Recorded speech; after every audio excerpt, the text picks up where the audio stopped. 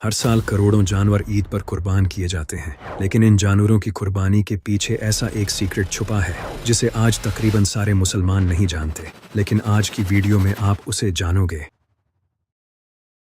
आज से 4000 साल पहले जब हमारे नबी हजरत इब्राहीम अलैहिस्सलाम को एक ख्वाब आया, जिस ख्वाब में उन्हें अपने बेटे इस्माइल को अल्लाह की राह में कुर्बान करने का हुक्म दिया गया।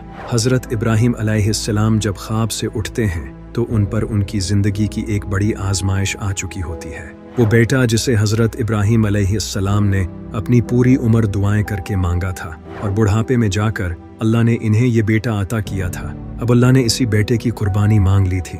हजरत इब्राहीम अलैहिस्सलाम ने अपने बेटे इस्माइल को अपने पास बुलाया और उन्हें इस ख्वाब के बारे में बताया तो हजरत इस्माइल अलैहिस्सलाम ने फरमाया, बाबा आप वो करें जो अल्लाह ने आपको करने का हुक्म दिया है। इसके बाद हजरत इब्राहीम अलैहिस्सलाम अपने बेटे को लेकर माउंट हीना की तरफ चल पड़े, जो कि मक्का के करीब है। जैसे ही वो पहाड़ की तरफ बढ़ रहे थे, शैतान उन्हें बार बार भटका रहा था। जैसे ही शैतान उन्हें कुछ कहता, हजरत इब्राहीम अलैहिस्सलाम उस पर पत्थर फेंकते। इसी वजह से आज मुसलमान जब उम्रे पर जाते हैं तो शैतान को पत्थर मारते हैं। हजरत इब्राहीम अलैहिस्सलाम शैतान की बातों में नहीं आए। वो पहाड़ पर पहुंचे और वहां अपने बेटे को लेटा दिया। इसके बाद उन्होंने अपनी आंखों पर पट्टी बांधी, क्योंकि वो अपने बेटे को कुर्बान होता देख नहीं सकते थे। इसके बाद उन्होंने छुरी उठाई और अपने बेटे की गर्दन पर रख दी। जैसे ही वो छुरी चलाने लगे, तभी अल्लाह का एक मूजज़ा हुआ और जन्नत से एक दुम्बा इनके सामने आ गया। हजरत इब्राहीम अलैहिस्सलाम ने अपनी आंखों से पट्टी हटाई तो उन्हें अपने सामने वो दुम्बा ज़िबा मिला और हजरत इस्माइल अलैहिस्सलाम को कुछ नहीं हुआ था। अल्लाह ने इनकी इस कुर्बानी को कबूल कर लिया और आने वाले मुसलमानों के लिए उसे सुन्नत बना दिया। हजरत इब्राहीम अलैहिस्सलाम की ये कुर्बानी यकीनन बहुत बड़ी कुर्बानी थी, लेकिन हजरत इब्राहीम अलैहिस्सलाम ये नहीं जानते थे कि इनकी औलाद में एक ऐसा इंसान पैदा होगा जो अपने पूरे ख़ानदान को अपनी आंखों से अल्लाह की राह में कुर्बान होता देखेगा। हजरत इब्राहीम अलैहिस्सलाम ने तो अपनी आंखों पर पट्टी बांध ली थी और उनका बेटा कुर्बान भी नहीं हुआ था, लेकिन वो अपनी आंखों से अपने एक नहीं बल्कि 2 बेटों का खून बहता देखेगा। इसकी आंखों के सामने इसके भाई के हाथ काटे जाएंगे, लेकिन वो अल्लाह की रज़ा पर राज़ी होगा और अपने ख़ानदान को कुर्बान करने के बाद वो खुद भी अपनी जान अल्लाह की राह में कुर्बान कर देगा। अल्लाह ने हज़रत इब्राहीम अलैहिस्सलाम की इस कुर्बानी को मुसलमानों के लिए सुन्नत बना दिया है। इसलिए हर साल करोड़ों जानवर अल्लाह की राह में कुर्बान किए जाते हैं।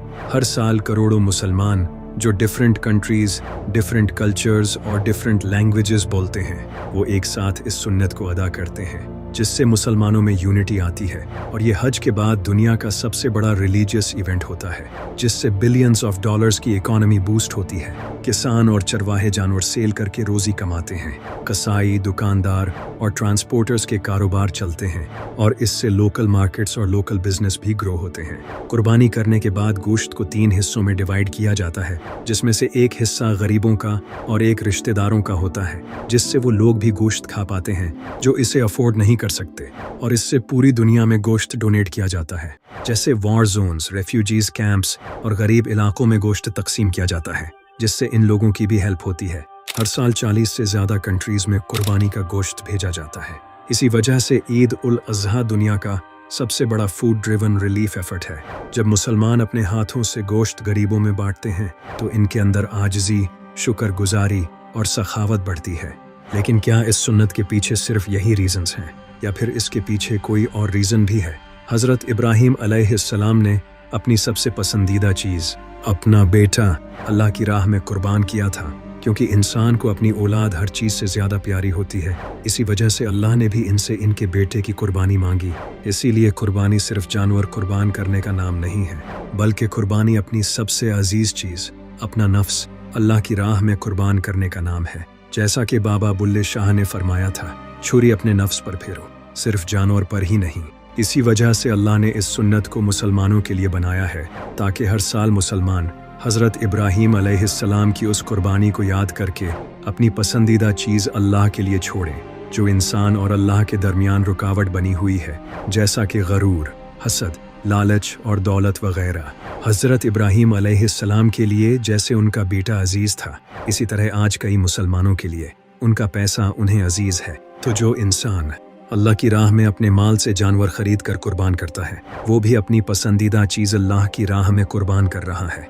नबी सल्लल्लाहु अलैहि वसल्लम सुन्नत इब्राहिम को बहुत शौक से फॉलो करते थे।